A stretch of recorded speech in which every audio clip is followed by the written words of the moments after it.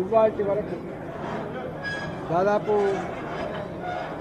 40 సంవత్సరాల పైబడి పాలించిన పార్టీ కాంగ్రెస్ పార్టీ.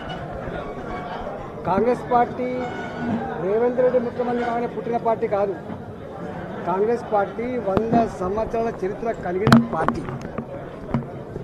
ఇక్కడ ఆనాడే కాంగ్రెస్ పార్టీ అధికారంలో ఉన్ననాడు 30 ఏళ్ల క్రితం 40 ఏళ్ల క్రితం చెరువులలో పట్టాభూములు ఉంటాయి. చెరువులలో ఉండే పట్టాభూములు అవి ఎఫ్టీఎల్ కావచ్చు.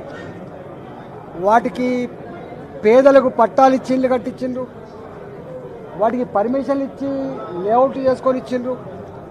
ఇవాళ అలాంటి లేఅవుట్లు అలాంటి పట్టాలు ఇచ్చిన పేదల ఇల్లు ఇవాళ ఎఫ్టీఎల్లో ఉన్నాయి, వీటి కూల్చేస్తామని చెప్పి భయపెడుతున్నట్టుగా ఇంతకుముందు సాహెబ్ నగర్ గ్రామ ప్రజలు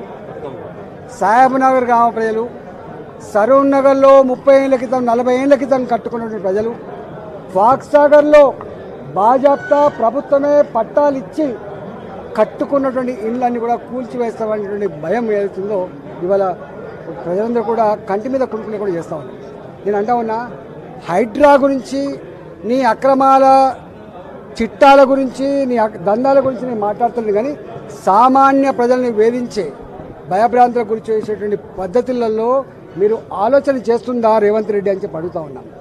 ఇవాళ నువ్వేదో అనుకుంటున్నావు, ఏదో స్వచ్ఛమైన నీతివంతమైన స్టబ్బన్గా ఉండే ఆఫీసర్ అని చెప్పి ఇవాళ కలెక్టర్ ఇవాళే కలెక్టర్ కాలే, అనాదిగా కలెక్టర్ ఉన్నారు అక్కడ.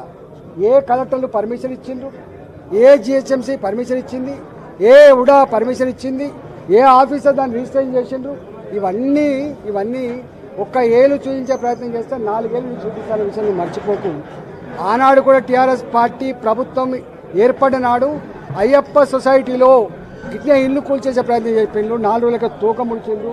ఆ తదుపరి ఏం చేసిండ్రో ఆనాటి హైదరాబాద్ ప్రజానికానికి తెలుసు.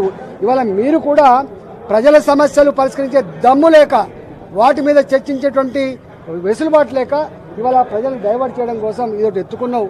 దీని మీద తప్పకుండా ప్రజలు ఆలోచన చేస్తూ ఉన్నారు. నేను ఒకటే కోరుతున్నా, నీకు నిజంగా దమ్ముంటే హైదరాబాదులో ఎన్ని చెరువులు ప్రభుత్వమే మొత్తం పూర్తి చేసి, బతుకమ్మ కుంట ఎవరు పూర్తి చేసిండ్రు? ప్రభుత్వం పూర్తి చేసింది. ఇలా కరీంనగర్లో ఒక 4 చెరువులు ఉండే, ప్రభుత్వం పూర్తి చేసింది. ప్రభుత్వం పూర్తి చేసిన చెరువులన్నీ ఇవాళ ప్రభుత్వమే ఈ ఎఫ్టీఎల్ జాగాలలో పర్మిషన్ ఇచ్చి నేను శ్వేతపత్రం విడుదల చేయాలి, దానికి ఒక పద్ధతి పెట్టాలి తప్ప రాత్రి పోయి దొంగల్లాగా మిషన్లు పెట్టి కూలగొట్టే, సామాన్యులు కూలగొట్టే పద్ధతి మంచిగా. కూలగొట్టు, నువ్వు పెద్దలు కూలగొడుతున్నావు, సంతోషం. ఇంకా పెద్దలు అనేక మంది ఉన్నారు, కూలగొట్టు, సంతోషం. కానీ సామాన్యులు మాత్రం ఇట్లాంటి ఇబ్బంది పెడితే మంచిది కాదు. ఇవాళ దీని మీద భారతీయ జనతా పార్టీ ఇప్పటికే చెప్పింది. ఇవాళ ప్రతిదానికి ఓ సిస్టమ్ ఉంటుంది, ఓ చట్టం ఉంటుంది. చట్టాన్ని పక్కకు పెట్టి సిస్టాన్ని పక్కకు పెట్టి తాత జాగీర్ లాగా ఇవాళ హీరో అన్నట్టుగా ఈ పార్టీ ఇప్పుడే పుట్టినట్టుగా ధర్మం కోసమే ఉన్నట్టుగా అక్రమాలన్నీ కూడా ఆపుతున్నట్టుగా ఇవాళ పోజు పెట్టే పద్ధతి మాత్రం మంచిగా లేదని చెప్పి నేను దీన్ని తీవ్రంగా హెచ్చరిస్తాను.